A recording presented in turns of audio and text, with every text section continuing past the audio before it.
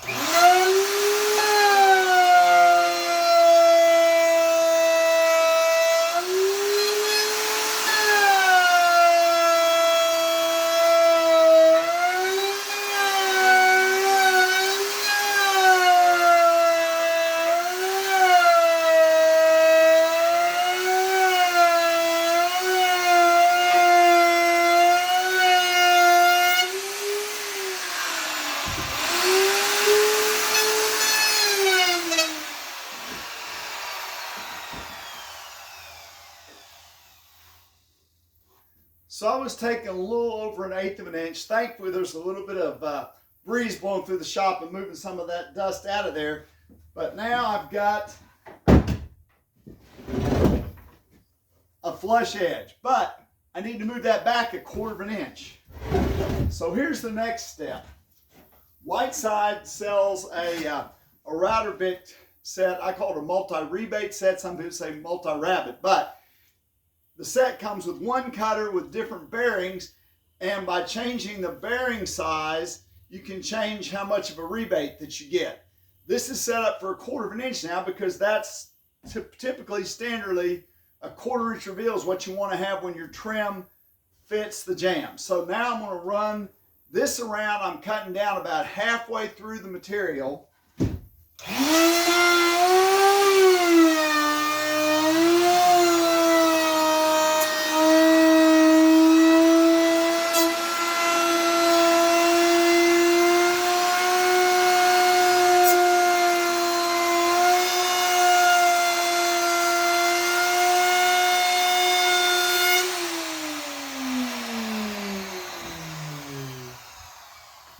So this is kind of a learning experience.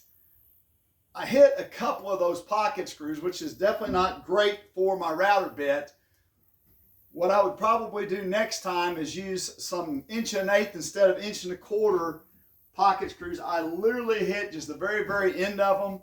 But the reason that I want to have a screw in there instead of shooting a nail in there is because when I do put a profile on this, running it through my Woodmaster to put that profile on there, I'm going to be using a steel knife, and if I'd shot some nails in there to hold it in place, you know, I would have gotten a nick in my knife every place I had it. So the lesson to learn for the future is make sure that I use some 1.1/8 or some shorter screws, maybe even 1 inch, instead of the 1.25" ones that I did use.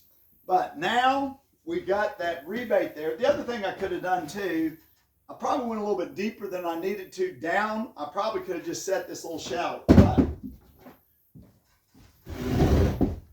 So now I've got that rebate around the inside edge. I'm going to flip this over and remove it, get the pocket screws out.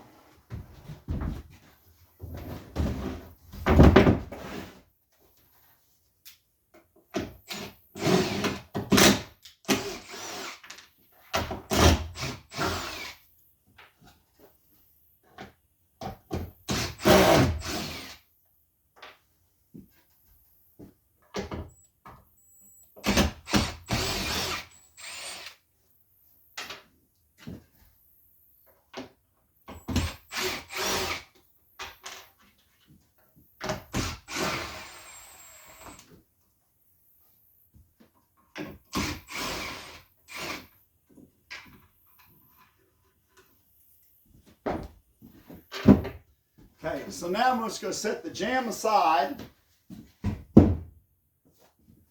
and this is the trick. Now I'm going to shallow up this router if I can turn around this way. I'm going to shallow up the router so that my bearing rides in that rebate cut that I just made. So when it's doing that, then this part's going to go away, and I'm going to have that exact pattern that's just moved back 1/4 inch. That looks like that should work. Might be able to shallow it up just a little bit more. Okay, so again, the bearing is going to be riding in the rebate.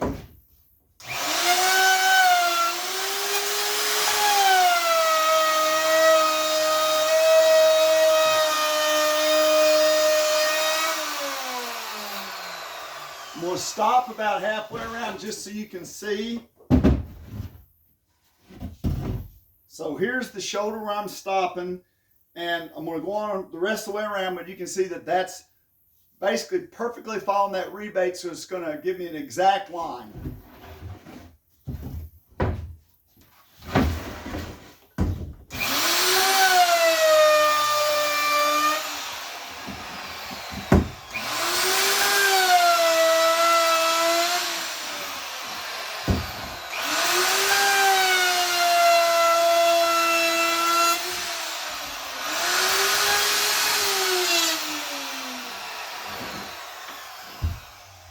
So that finishes up the inside edge. Now the outside edge is maybe just a tiny bit more challenging. I want my finished piece of trim to be 3 3/4 inches wide.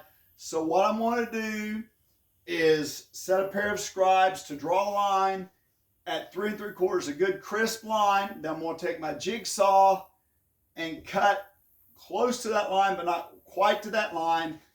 Then I'll take a belt sander, or in this instance, I've actually got a big edge sander in my shop, and I'm just going to gently sand right up to that line. Sanding around outside radius, it's really not that hard. Just sand right to a line as long as you take your time. And I can generally get within a 30-second, which is plenty close enough for what I'm doing. But that's how I create a piece of trim, a blank to make curved trim, starting with a jamb pattern. Now, it is important. Again, this is actually where the finished trim is going to be cut. but I've got to have this excess. So I made my jamb long, I got this excess. That's where the trim feeds into the molder, and it's always going to make a little bit of an adjustment when it feeds in the molder, and there's going to be a tiny bit of the molder. It's going to be a tiny bit of snipe. So I want to have several extra inches, but it's all continuing on that same radius. Again, this is one really slight radius that blends into a tighter radius. That's how I lay out an historic ellipse. So I'm going to get ready to draw that line. And the one lesson I've learned from this is next time I'm going to use one of my older rebating bits that's about ready to be sharpened.